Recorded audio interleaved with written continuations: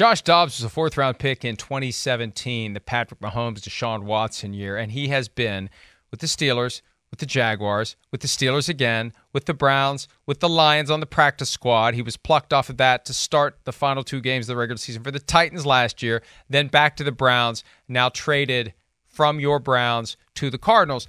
And the thing that we haven't mentioned here, for the Browns, you know what this means with Josh Dobbs gone. Now, they brought back Kellen Mond off of waivers. They were waiving him yesterday, but they're keeping a third quarterback around at least for now.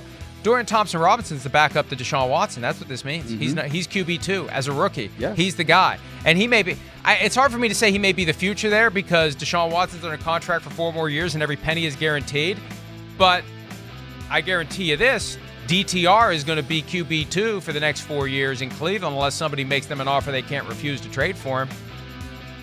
Well, yeah, and that's what happened with Joshua Dobbs yesterday. Reading everything out of Cleveland, specifically Terry Pulo from the Cleveland Plain Dealer, it seemed like after Kevin Stefanski talked yesterday, then things really got going because it was weird. I mean, Kevin Stefanski literally said in his press conference yesterday that Dobbs was the backup quarterback and that Thompson-Robinson then is the number 3. And then a few hours later, I mean, it was pretty stunning that we hear this trade happens, right? That Joshua Dobbs gets sent to the Arizona Cardinals. But apparently what happened was in that late morning after Kellen Mond, it was announced that Kellen Mond was being waived.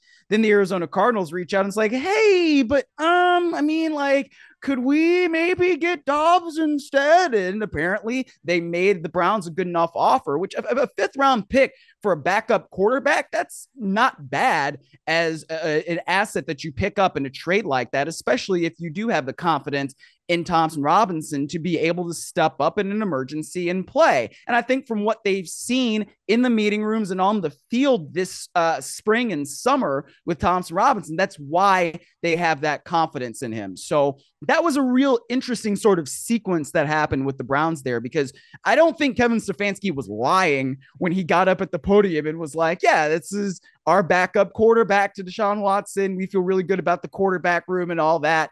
I don't know if Andrew Berry was fielding calls at the same time or what, but you don't announce that you're going to get rid of Kellen Mond like that and say, oh, it was the right time to get rid of him, which is not a direct quote, but it's basically what he said. And then all of a sudden it's like, oh, let's pull that back. Actually, never mind. I think that there were just a lot of things going on behind the scenes there that just ended up happening, that Dobbs gets sent to Arizona.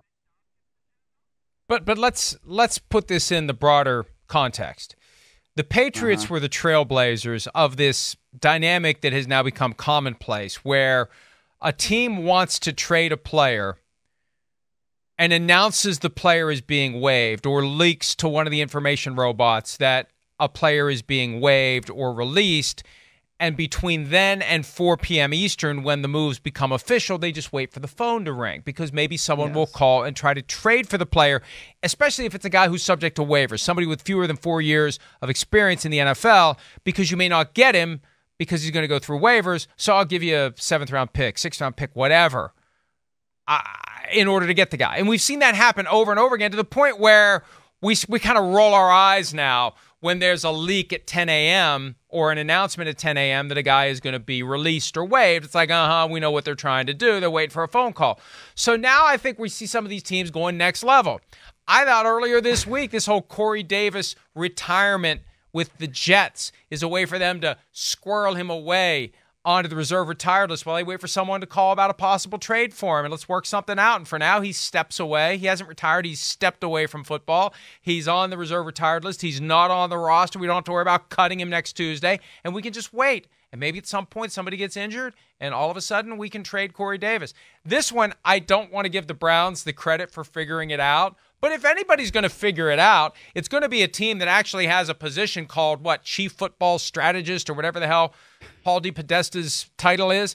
But the idea of, okay, let's see, how do we get a trade market for Josh Dobbs? Let's tell the world we're releasing Kellen Mond and that Josh Dobbs is our number 2, and that, see, it sounds stupid just saying it out loud. They're not. It does sound stupid, doesn't it? Yeah. Just like the NFL isn't competent enough to rig games, the Browns are not competent enough to pull off that routine, even against a team like the Cardinals. They can't pull it off. It just kind of happened. But But now that it's happened, Myles, I guarantee you that there will be people out there like a Bill Belichick trying to figure out how I can engineer that at some point in the future and make it happen in a way that advantages me, taking advantage of the circumstances and the situation and leaking the right thing at the right time and getting the result that I would like to get.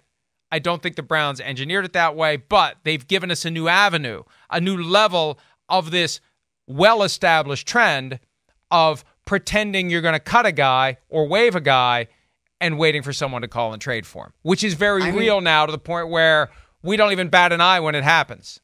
Yes, absolutely. I mean, there is a real dynamic there, but I think, the difference is, and the evidence that didn't happen is that they said they were waiving Kellen Mond and then they end up trading Josh Dobbs. So it's not that like would it's be next even level. The same player. That would be next level. But yeah, that would be next. That's what makes it next level. Let me put on another freaking tinfoil hat here. Yeah, it's next level. Like, no, it just is what the circumstances are. I don't think this doesn't make any sense. But you would have put on the tinfoil hat the first time it ever happened when the Patriots leaked that they were going to cut someone, and before you know it, at the end of the day, he was traded instead. So yes, but they didn't even leak it. They announced it. They announced that they were doing it. It's not even that they were leaking it. All the more. Well, hey, if it was deliberate, well done, Cleveland Browns. It's the smartest thing you've done since the day you should have ignored the homeless guy who said draft Manziel. Hi, it's Mike Florio. Thanks for watching PFT on YouTube. Hit subscribe for the latest news and analysis from Pro Football Talk.